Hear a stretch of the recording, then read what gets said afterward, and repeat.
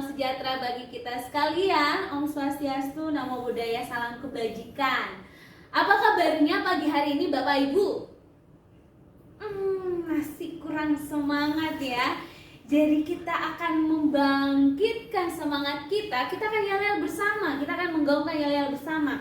Kalau saya mengatakan Arsiparis, Bapak Ibu akan menjawab siap belajar, berguna bagi bangsa. Kita coba ya. Arsiparis, siap belajar, berguna bangsa. Sekali lagi, Arsiparis, siap belajar, berguna bagi bangsa. Ya, Bapak Ibu, ini adalah pelatihan fungsional Arsiparis tingkat ahli angkatan 1 ya. Hari ini kita akan membahas tentang pengantar pengelolaan arsip statis secara khusus pada materi pokok proses akuisisi arsip statis. Sebelum kita mulai, Bapak Ibu, ada pepatah kuno yang mengatakan tak kenal maka tak sayang. Kalau Bapak Ibu tak sayang, nanti tidak bersemangat mengikuti pembelajaran bersama saya ya.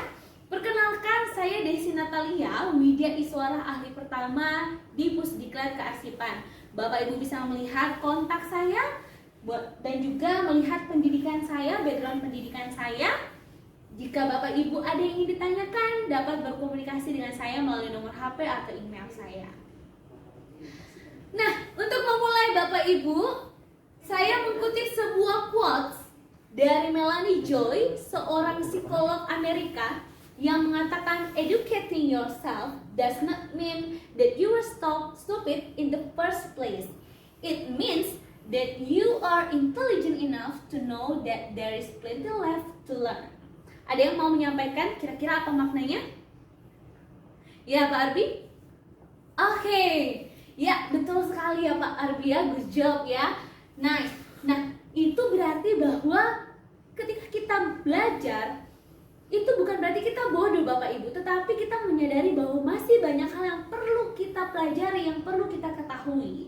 Ingat filosofi gelas kosong ya Bapak Ibu ya. Kita harus seperti gelas kosong terus, jangan penuh. Ya, agenda pembelajaran kita hari ini, kita akan membahas tentang proses akuisisi arsip statis dan diawali dengan tujuan dan manfaat pembelajaran. Lalu kita akan review sedikit pembelajaran sebelumnya dan juga akan brainstorming. Setelah itu ada sedikit penyampaian materi akuisisi dari saya, lalu ada diskusi kelompok dan presentasi kelompok, lalu kita akan menutup kegiatan pembelajaran kita. Bapak Ibu, di sini kita semuanya belajar bersama. Ya, kita akan sharing knowledge. Ini adalah deskripsi singkat. Bapak Ibu bisa baca nanti melalui paparan yang akan saya bagikan.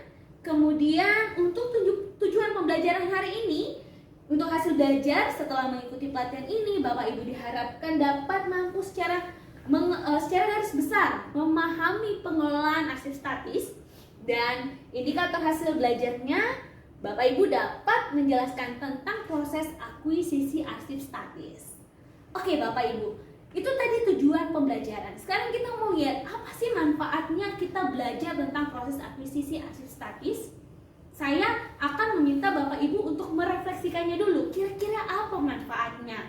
Biasanya nih ada dari instansi-instansi yang mengatakan kan kita tidak mengelola arsip statis, untuk apa kita mempelajari? Coba kita menggali terlebih dahulu. Kira-kira apa ya manfaat pengelolaan arsip statis, terkhususnya akuisisi arsip statis bagi kita? Ada yang mau share? Oke, Ibu Juwita, silakan. Ibu Juwita dari mana? Lembaga Kearsipan Sulawesi Selatan ya, Provinsi Sulawesi Selatan ya. Ya kebetulan Ibu Juwita ada di unit akuisisi di Lembaga Kearsipan ya. Jadi ini sangat bermanfaat untuk Ibu Juwita ya. Ada yang lain selain Lembaga Kearsipan? Oke, Pak Ramadan. Pak Ramadan dari mana? Kementerian Agama di Biro Umum ya Pak ya. Kira-kira apa manfaatnya? Apakah Pak Ramadan mengelola arsip statis? Tidak ya. Lalu apa manfaatnya kira-kira? Oke, Pak Ramadan ingin tahu, menambah kompetensi. Betul sekali ya Bapak Ibu ya. Selain itu Bapak Ibu, kita mau mencoba untuk membangun kepekaan kita sebagai arsiparis untuk peka terhadap arsip-arsip statis yang ada di sekeliling kita. Jadi kita sudah harus peka sejak dini ya Bapak Ibu. Sebelum kita masuk dalam materi hari ini, kita akan review sedikit apa yang sudah kita pelajari pada pembelajaran sebelumnya melalui kuis. Ini adalah Kahoot Bapak Ibu. Silahkan di-scan barcode-nya atau membuka melalui link ini. Bapak Ibu sudah sering menggunakan Kahoot kan? Saya melihat sudah banyak pembelajaran sebelumnya yang menggunakan Kahoot. Silahkan saya beri waktu 5 detik. Oke, waktunya sudah selesai Bapak Ibu. Bagaimana hasilnya? Ada yang benar semua? Oh, banyak ya yang benar semua. Ada yang salah satu?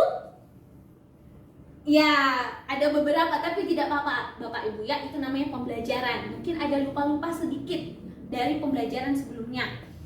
Kita bahas sedikit. Tadi di pertanyaan pertama, apa itu instrumen untuk penyusutan arsip? Jawaban yang benar adalah betul sekali, jadwal retensi arsip. Yang kedua, tadi pertanyaannya apa itu akuisisi? Ya, pengembangan hasanah arsip. Oke Bapak Ibu, kita akan lanjut, kita akan masuk ke dalam materi, tapi kita mau brainstorming sedikit. Kita mau melihat ada 2 contoh arsip di depan. Ada arsip mengenai COVID, surat edaran dari Menteri Permenpan tentang COVID. Lalu yang kedua adalah surat perintah pelaksanaan pelatihan. Pertanyaannya, yang mana yang merupakan arsip statis? Ada yang mau coba jawab? Ibu Fitra? Yang sebelah sini ya. Oke, ada yang lain? Tidak ada. Pak Arvin tidak ada arsip statis. Kalau tadi Ibu Fitra kenapa menjawab yang sebelah sini arsip statis? Oke, karena Ibu Fitra melihat ini kejadian luar biasa ya, yang yang merupakan ada unsur nilai kesejarahannya ya. Sebelumnya tidak pernah terjadi, tetapi terjadi sehingga ini merupakan kejadian luar biasa. Sekaligus ini merupakan surat edaran ya. Oke, kita lihat nanti, kita akan pelajari nanti bersama. Nah, Bapak Ibu, kita akan masuk dalam akuisisi arsip statis, yaitu proses akuisisi arsip statis. Pada pembelajaran sebelumnya, Bapak Ibu sudah belajar tentang pengertian definisi akuisisi arsip statis dan juga tentang apa Bapak Ibu? Ya, landasan hukum dan teori-teori. Nah, sekarang kita secara khusus mau masuk ke dalam proses. Pengelolaan arsip statis itu dimulai dari akuisisi, pengolahan, preservasi, hingga aksesnya. Kita akan membahas pada bagian akuisisi. Ini adalah bagan penyerahan arsip statis lembaga negara ke ANRI setiap tahunnya periode tahun 2012 sampai 2020. Kita melihat ada peningkatan pada tahun 2020. Ini artinya instansi-instansi, kementerian-kementerian, lembaga-lembaga itu mulai peka untuk menyerahkan arsip statisnya ke lembaga kearsipan. Nah, apa yang diserahkan adalah arsip statis. Yang mana sih yang dimaksud arsip statis? Yaitu arsip yang memiliki nilai guna kesejarahan. Yang kedua, habis masa retensinya dan berketerangan permanen ya di JRA. Kita akan melihat bagaimana proses akuisisi arsip statis. Yang pertama adalah pembentukan panitia penilai arsip dengan persyaratan yaitu panitia harus berjumlah ganjil, kemudian ditetapkan oleh pimpinan pencipta arsip dan bertugas untuk menilai arsip berdasarkan JRA dan nilai guna. Setelah itu, setelah dibentuk panitia, lalu dilakukan proses penilaian arsip. Siapa yang melakukan adalah arsiparis dengan melihat retensi aktif dan retensi inaktifnya. Jika sudah habis, maka dapat diusulkan serah. Jika tidak, maka belum dapat diusulkan serah. Jika sudah diusulkan serah, akan lagi diseleksi dan dituangkan dalam daftar arsip usul serah, yang kemudian panitia penilai arsip membuat surat pertimbangan yang menyatakan bahwa arsip telah memenuhi syarat, kemudian mengajukan permohonan kemana? Ke lembaga kearsipan, ya, pengajuan penyerahan arsip untuk ditindaklanjuti. Nah, penilaian itu mencakup apa tadi? Satu, nilai guna sekunder, dan yang kedua adalah instrumen JRA. Nilai guna arsip itu kalau yang ada dua ya Bapak Ibu, kalau Bapak Ibu sudah pelajari, ada nilai guna primer dan ada nilai guna sekunder. Untuk arsip statis berada pada nilai guna sekunder, yang artinya arsip statis harus mempunyai nilai guna kesejarahan. Kesejarahan itu ada 3, kebuktian, informasional, dan intrinsik. Ya, kenapa Bapak Arbi? Oke, Bapak Arbi bertanya, apa sih itu nilai guna intrinsik ya?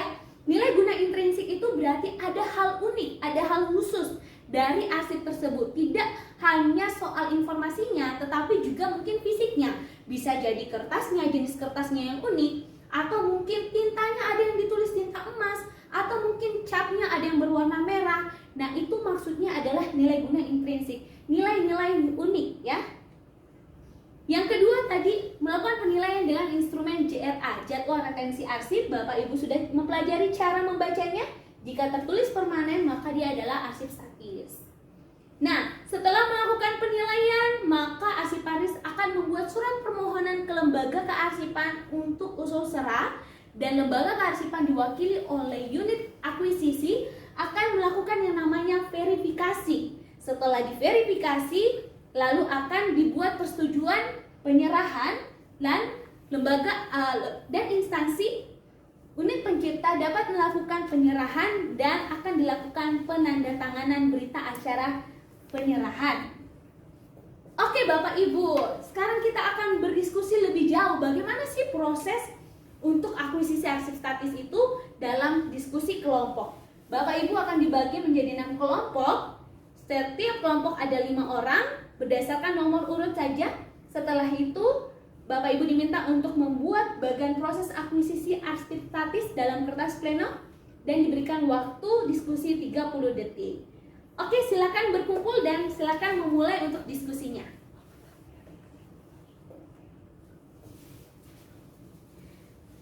Ya, baik Bapak Ibu, waktunya sudah selesai. Sekarang kita akan presentasi. Bapak Ibu diminta untuk mempresentasikan setiap kelompok selama 5 detik. Oke, presentasinya selesai. Sekarang waktunya kita untuk melihat kembali bersama. Ya, di sini sudah terlihat ada berbagai proses akuisisi yang Bapak Ibu sudah jawab. Kita akan lihat bersama.